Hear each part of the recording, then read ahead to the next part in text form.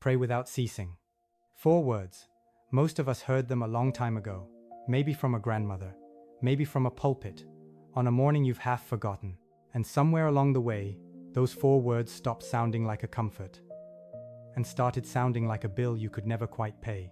So, before I say anything else, I want you to do one small thing for me, not out loud, just in your heart. Picture the last time you really tried to pray. You sat down. You meant it. Now be honest about how it actually went. Did your mind wander off to the grocery list before you finished the first sentence? Did you run out of words after about a minute and just sit there, not sure what came next? Did you get up feeling a little guilty, like you'd done it wrong again? If you just nodded at any of that, I need you to hear me, and I need you to hear me clearly. You are not bad at prayer. You were never bad at prayer. You were handed a picture of prayer that was never true to begin with. And in the next few minutes, I'm going to give you something simple, a way to pray every single day that you can actually keep, not for a week, not until the new wears off, but for the rest of your life. And I think by the time we're done, the word prayer is going to feel lighter in your hands than it has in years. I'm Pastor Robin Schwartz, and I'm not speaking to you from theory. I'm speaking from more than 20 years of sitting with people, at real kitchen tables, in hospital rooms, in the quiet after everyone else had gone home. And I cannot tell you how many of them, good people, faithful people, people who'd been in the pew their whole lives leaned in and admitted, with a kind of shame in their voice, that they didn't really know how to pray. So if that's you, you are in very, very good company. Now let me tell you what I'm not going to do today. I'm not going to hand you a complicated system with 17 steps you'll forget by Thursday. And I'm not going to tell you that if you just pray hard enough, in the right words, in the right order, then God will finally hand over the thing you've been asking Him for. That's not prayer. That's a vending machine with a stained glass window bolted on the front. I respect you far too much to sell you that. Here's the lie I want to pull out by the root before we build anything. The lie is that prayer is a performance, that somewhere there's a scoreboard, and way up at the top are the saints, with their hours of silent contemplation and their faces lit up like the windows of a cathedral. And way down at the bottom is you, with your tired 30 seconds before sleep takes you. Let me say that more carefully, because the difference matters. The lie is not that some people pray more than you do. Some people do. The lie is that God is keeping score at all. He is not. God is not grading your prayer. He is glad you came. Say that with me, quietly, wherever you're sitting. God is not grading your prayer. He is glad you came. Breathe. God is here. Hold on to that, because everything I'm about to give you grows out of it. I'm going to walk you through 5 simple movements of a daily prayer, not 5 rules. 5 movements like the parts of a conversation you'd have with someone who loves you. And the beautiful thing is, the whole thing can take you 4 minutes or 40. The shape stays the same either way. The first movement is the one almost nobody tells you about, and it's the one that holds up all the others. It's this: just show up. That's it. Before the words, before the feeling, before anything, you show up. I'll never forget Arthur, 74 years old, sharp as a tack, retired from 40 years of driving a delivery route. Arthur came to me genuinely upset with himself. He said, "Pastor, I've been a Catholic my whole life, and I'm only now learning to pray every day, and I feel like a fraud." And I asked him what changed, and he told me he'd stopped waiting to feel holy. He just started sitting in the same kitchen chair every morning, same chipped coffee mug, warming his hands, and saying, out loud, "Lord, it's me again. I'm here." That was it. That was the whole prayer some mornings. And Arthur told me that within a few weeks, something had shifted, not because the prayers got fancy, but because he kept showing up to the chair. There's a line in St. Paul, in his first letter to the Thessalonians, where he says, "Pray without ceasing."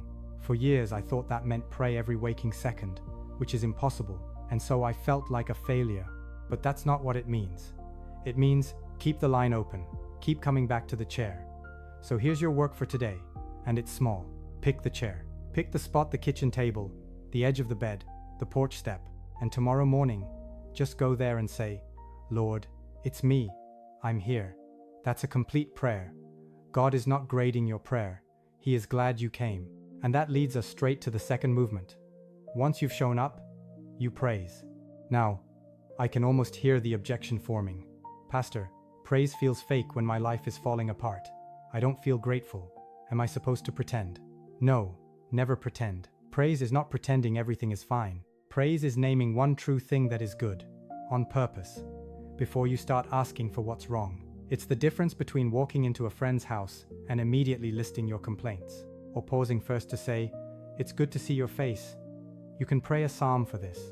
The Psalms are the prayer book. God Himself gave His people 150 prayers for every mood a human heart can hold, including the angry ones, including the ones that ask God where on earth He's been. Open to Psalm 103 some morning and just read it slowly. Bless the Lord, O my soul, and forget not all His benefits. You don't have to manufacture a feeling. You just read the words until they start reading you. And here's why this movement comes second, before all you're asking, because praise reorders the heart. When you start a prayer with everything that's wrong, your fears get the first word, and they tend to keep talking. But when you start by naming one true good thing, you're reminding yourself, before you ask for anything, who you're actually talking to. You're not begging a stranger. You're talking to the one who has already been good to you. In at least one way you can name this morning. I watched this change a man named Well. I'll keep his name to myself. But he came to me bitter, and I asked him to do just this one thing for a week. Name one good thing before he prayed about the hard thing. He came back and told me, almost annoyed, "It didn't fix my problem, but I'm not as afraid of it anymore." That's what praise does. So today, before you ask God for one single thing, name one good thing out loud. The warmth of the mug, a grandchild's laugh you can still hear, the fact that you woke up. Just one. Breathe. God is here. Now here is where it gets honest. And this is the third movement, and it's the one most of us were quietly afraid of. After you praise, you tell the truth. You confess. And I don't mean only the big sins you'd take to confession, though that matters, and I'll get there. I mean the daily truth. The resentment you've been carrying about your sister, the way you snapped at someone yesterday, the worry you keep pretending is just being realistic. Let me tell you about a woman I think about often. I'll call her Pauline, 69, a retired school teacher, the kind of person who corrected her own grammar mid-sentence. Pauline told me she'd given up on prayer entirely, and when I asked her why, she said something that broke my heart a little. She said, "Because the moment I get quiet, all I can hear is everything I've done wrong, so I just stopped getting quiet." And I want to be honest with you about how dangerous that is, because I've watched it. I have watched shame take a praying soul, someone who used to talk to God like a friend, and slowly, quietly, convince them they were too dirty to come to the table. And once they believed that, they stopped coming altogether. That's not humility. That's the enemy of your soul wearing humility like a costume. So here's what I told Pauline, and here's the reframe I want you to carry. Confession is not a courtroom where you stand accused. It is a hospital where you finally get seen. You don't hide your wound from the doctor because you're embarrassed you got hurt. You show him so he can heal it. So today, tell God one true thing you'd rather not say, out loud. He already knows. He's just waiting for you to stop pretending so he can hold it with you. God is not grading your prayer. He is glad you came. I'll tell you what genuinely surprises me about the way Jesus taught his own disciples to pray. They came to him, grown men, fishermen, a tax collector, and they didn't ask him for a miracle. They asked, "Lord, teach us to pray." Even they didn't feel like they knew how. And listen to what he does. In Matthew, chapter 6, he doesn't hand them a long, impressive speech. He gives them the "Our Father" short enough for a child to memorize. And right before it, he says something I want you to hear. Do not heap up empty phrases, for your Father knows what you need before you ask him. Stop and feel the weight of that. He already knows. The praying is not to inform God. The praying is to change you. Which brings us to the fourth movement, and this is the one that turns prayer from a monologue into a relationship. After you've shown up, praised, and told the truth. Forgive me for stepping in for one moment. I don't want to interrupt. I just want to be useful. I wrote a manual for the Catholics watching this, for the families who don't know what to do when the hour of death comes. The link is in the description below. You can read the first 2 pages before you decide. Now, back to the video. And you listen. I know, we're not very good at this one. We treat prayer like leaving a voicemail. We say our piece, we hang up, we go on with the day. But a conversation has 2 parts. So how do you listen to a God who doesn't speak in a voice you can record? 2 ways, and they're simple. First, you let him speak through his word. Open the gospel, even one verse, and read it slowly, and ask, "Lord, what are you saying to me in this today?" Second, you let there be silence. Real silence. 30 seconds of it. And I won't pretend that's easy. Saint Teresa of Avila, one of the great masters of prayer in the whole history of the Church, struggled with distraction in prayer for years. She said she used to watch the hourglass, willing the sand to fall faster so her prayer time would be over. The greatest teacher of prayer we have, bored and fidgeting. And yet, she's the one who left us the most beautiful definition of prayer I know. She said prayer is nothing else than a close sharing between friends, taking time, frequently, to be alone with the one who we know loves us. Read that again in your heart, not a performance. A friendship, and I want to take away the one thing that makes most people quit at this exact step. The wandering mind. You get quiet, and within 10 seconds you're thinking about the dentist, the leak under the sink, somebody who hurt you in 1995, and you decide, see, I can't do this. Let me say this as plainly as I can. The wandering is not the failure. The bringing it back is the prayer. Every single time your mind drifts and you gently turn it back to God, that turning, that little act of love, is the whole thing. You could turn your heart back 1,000 times in 5 minutes, and heaven would count it as 1,000 acts of love, not one failure. So stop scoring yourself on whether you stayed focused. Just keep coming back, gently, the way you'd guide a child back to your side in a crowd, not yanking, not scolding. Just, this way, come here.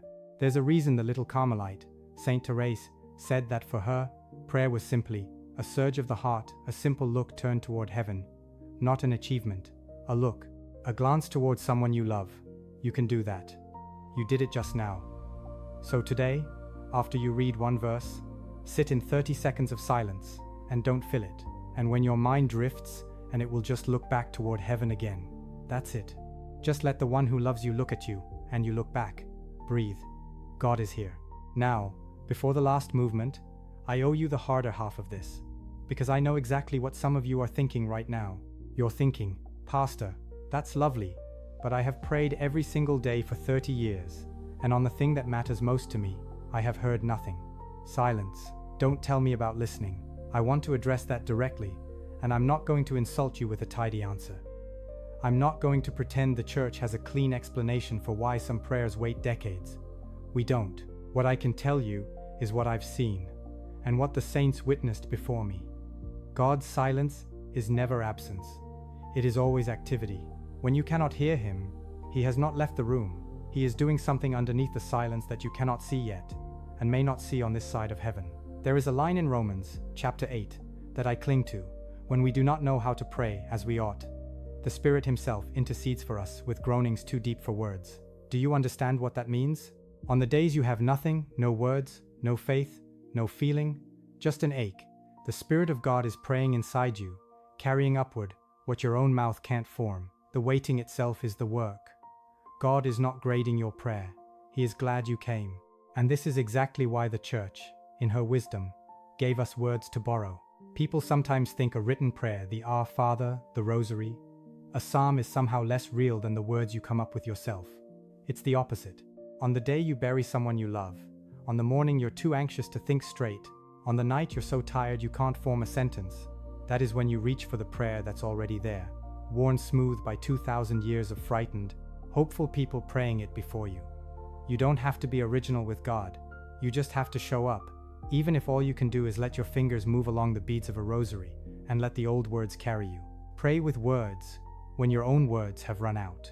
That is not cheating. That is the communion of saints, lending you their voice. Stay with me. Breathe. God is here. And on those days, and there will be days like that, days the words simply will not come. I want you to know something. I made a place for exactly that. I have another little channel, very simple, and it's called Pray with Pastor Robin. It isn't teaching, it's just us praying together, out loud, a few quiet minutes at a time. You don't have to lead, you don't have to find the words yourself. You just follow along, and you borrow mine until your own come back to you. So if you ever sit down to pray and the page in your heart is blank, go and look for it. Pray with Pastor Robin, and we'll pray the very first words together. That's why it's there. For the empty days. Which brings us, gently, to the fifth and final movement. You showed up, you praised, you told the truth, you listened, and now, you hand it over. You ask, and then you let go. This is where so many of us get stuck, because we think asking and surrendering are opposites. They're not. You ask boldly, Like a child asking a father, you bring him the diagnosis, the wayward son, the bill you can't pay, the marriage that's gone cold. You name it plainly. And then, in the same breath, you do the bravest thing a praying person ever does. You open your hands. You say, Lord, this is yours now. Your will, not mine. I trust you with the outcome. I want to tell you what Arthur, the man with the coffee mug, told me near the end of his life. He'd been praying for his estranged daughter for 11 years. 11 years, every morning, in that chair. And the reconciliation he begged for never came the way he pictured it. But he told me, with the most peace I've ever seen on a man's face, Pastor, I stopped praying to change God's mind. I started praying to be able to carry it. And somewhere in there, he carried me instead. And here's the part I think about. It wasn't all silence. The year before he died, a Christmas card showed up. No long letter, just her handwriting, and the words, thinking of you, Dad. 11 years of mornings, and what came back was 4 words on a card. To a man keeping score, that's nothing. To a man who'd learned to surrender, it was the whole ocean. He kept that card in his Bible, right at Psalm 103. That's surrender. It does not mean you stop asking. It means you stop demanding the answer. Come in your handwriting. So here is your final small action for today. Whatever you're carrying, bring it to God by name, and then physically open your hands. Turn your palms up in your lap. It's a small thing, but your body teaches your soul. Open hands can't grip and pray at the same time.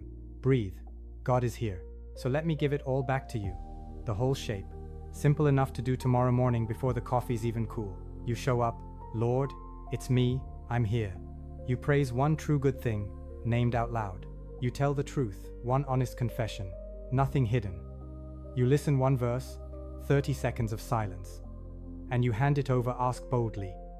Then open your hands. Show up, praise, confess, listen, surrender. 5 movements, 4 minutes or 40. That is a complete daily prayer, and you can keep it for the rest of your life. Now I want us to actually pray it together, right now, before you go. So wherever you are, just take a breath. Let your shoulders down. Lord Jesus, it's us. We're here. Thank you for one good thing this day, for the breath in our lungs, and the fact that you have never once stopped listening. We tell you the truth now. We have been afraid we were bad at this. We have stayed away out of shame. Forgive us, and bring us back to the chair. We're quiet for a moment now, and we let you look at us. Pause. And the thing we've been carrying, you know what it is. We bring it to you by name, in the silence of our own hearts. Pause. And now we open our hands. Not our will, but yours. We trust you with the outcome. Breathe. God is here. Amen. If God brought you to this video today, that wasn't the algorithm. That was direction. So do this for me. Hit that like button, because it's how this finds the next tired soul who's been quietly afraid they're bad at prayer. And in the comments, leave one thing, just one that you're going to bring to God tomorrow morning. Just one. I read every single one of them, and I pray over them. And if you know someone who gave up on prayer a long time ago, send them this. It might be the permission they've been waiting for. May the Lord bless you and keep you. May He lift up His countenance upon you and give you peace. And may He remind you every single day that you are loved, you are seen, and you are not alone. Breathe. God is here. See you next time. Before you go, a quiet word. If anything you heard today touched a place in you that has been waiting, a parent in her final years, a child far from the faith, a soul you've been carrying for years, I wrote a manual that may help.